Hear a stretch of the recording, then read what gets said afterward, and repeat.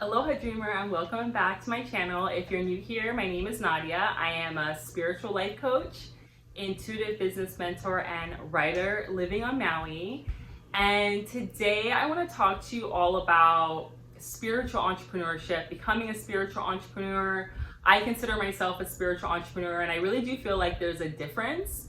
And so I want to just kind of share with you some of my thoughts about it. And for those of you who are maybe feeling called from maybe being more of a traditional entrepreneur to a spiritual entrepreneur. And the reason why this came up was because when I first transitioned my business from more web design, branding, I would say more of like a business and mindset coach to more of a spiritual coach, it was very interesting because I started getting clients that came to me. I didn't necessarily expect this, but clients that came to me that were already in business. They already had a successful business, but they still felt like they weren't doing what they were supposed to be doing. They felt like they still had all these other ideas. They still felt like they had this calling or this bigger purpose and they weren't doing it. And so I really helped them kind of transition to really tap into what is it that they were really meant to do.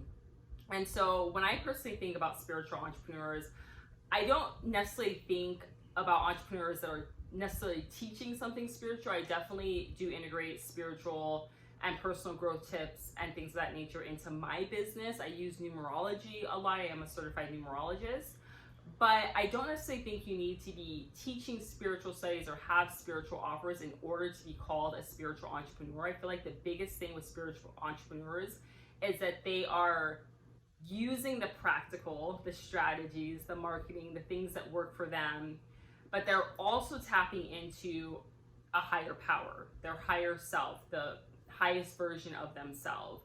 They are tapping into something that maybe they can't quite explain or understand. It's something that a lot of us just feel internal. There's a lot, you might hear a lot of people talk about how they feel called or they feel inspired or they're downloaded with information. I feel like those of us that really resonate with that and align with that are more tapping into a higher power, consider ourselves more of a spiritual entrepreneur. So I really love to hear from you in the comments. Let me know, do you consider yourself a spiritual entrepreneur? Are you feeling called to transition more into spiritual entrepreneurship? And is it because you feel called to teach something spiritual? Or do you just want to kind of tap into something higher? Do you feel called to maybe use the spiritual and the practical? And I really see, I think, in the spiritual entrepreneurship space where it's kind of one or the other, where people are either so heavily into the spiritual that they're not really sharing more of the practical tips that you can do, or I feel like they're either really strong on the entrepreneur side where it's all with strategy and marketing and all of these things. And I really love to fuse both of these things, spiritual and the practical.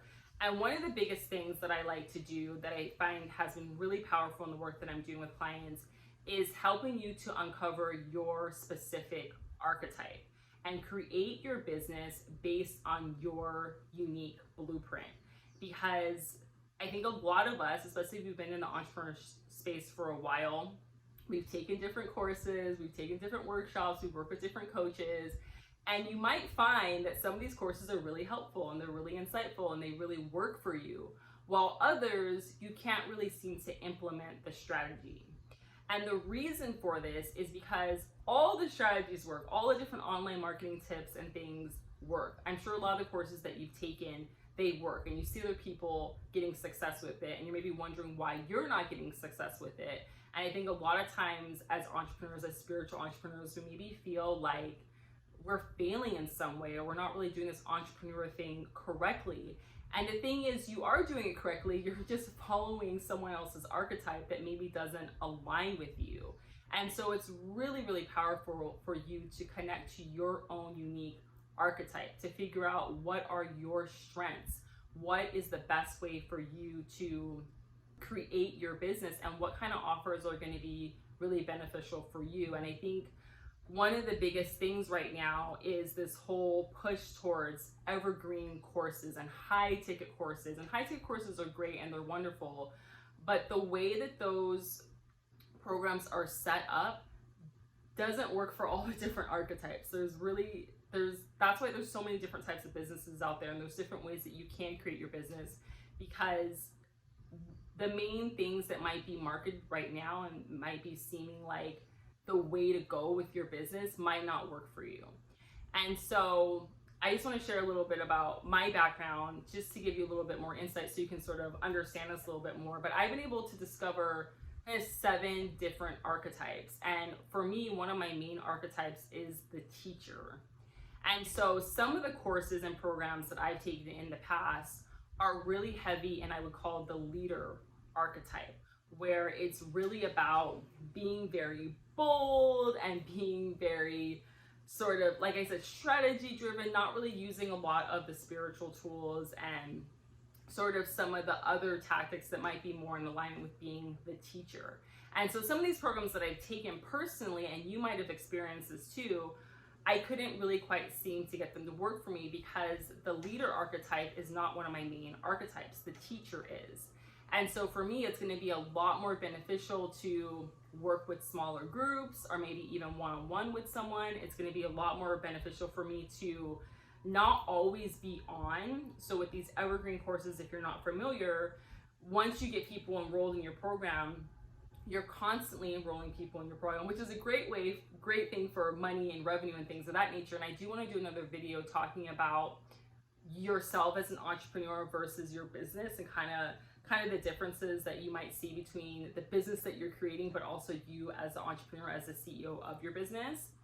And so essentially you have people constantly in your program, which is great, but then that requires you to always be on. So every week you're teaching live and answering questions live. And while this does work, and this is a really great strategy, and a lot of people have been successful, and you might have seen a lot of people promoting the evergreen course model, it doesn't really necessarily work for all the archetypes. So for me as a teacher, being on constantly all the time is just a little bit overwhelming for me. It doesn't necessarily work with my archetype, and it's better for me to open programs and create more like self-study programs and, like I said, do one-on-one coaching. That's just from trial and error, from doing all these different types of offers, I've been able to discover my archetype. But I've also been able to discover other people's archetypes based on working with different people and helping them connect to what is the best way for them to create their business. And I really love to think of it as like a pick your own adventure, really looking at the different strategies that are available, but then picking the ones that work for you based on your archetype, because all of our archetypes have different strengths and challenges.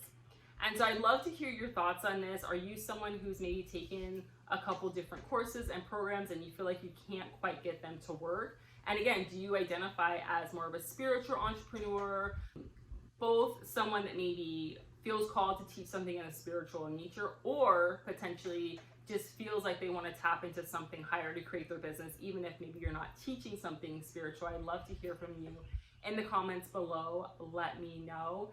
And if you are resonating with this, with the idea of creating your business through your archetype, then I would invite you to check out my program called Soul Startup Archetype. And it's really all about creating your business and your brand based on your own unique soul blueprint. So it's going to be all about connecting to what are your strengths, what are your challenge areas, and then creating a brand from there, creating products from that place, creating offers, and even selling and marketing, creating different strategies based on you and your strengths, not based on sort of the cookie cutter model. Because again, these things work, and I've taken some of these programs and I've definitely gotten some results, but the overall structure of a lot of these programs, they're really designed for you to be able to create your business in the exact same way. And if your archetype doesn't really align with that, then it's just not going to work for you, and you might have experienced that. So let me know in the comments below if this is you. If you are interested in working with me, I would love to help you create your business based on your archetype. You can book a little 30-minute chat with me, and we can kind of start with understanding your archetype and seeing where your strengths and your challenges lie before we move forward, if you feel called to. If you go to nadiabernardi.com/startup, you can learn more.